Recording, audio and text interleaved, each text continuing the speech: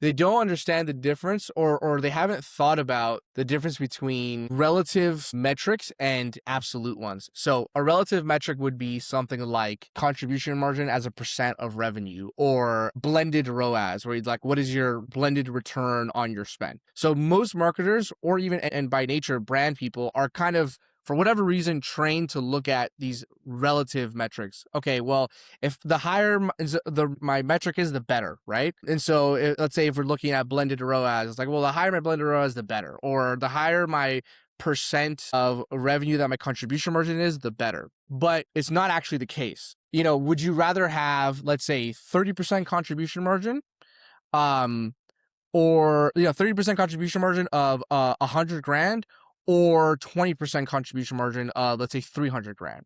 It's like, if you're just looking at the relative numbers, it's like that number goes down, and so you would be inclined to say, well, that's bad, right?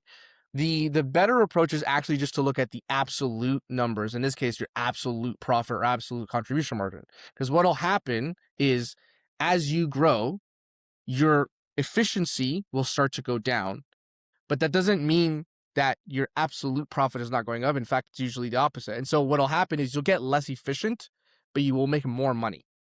Like, the number of dollars that's in your bank account will go up, but your relative performance metrics like blended ROAS or contribution margin percent will go down. That's what happens naturally as you begin to spend more and scale.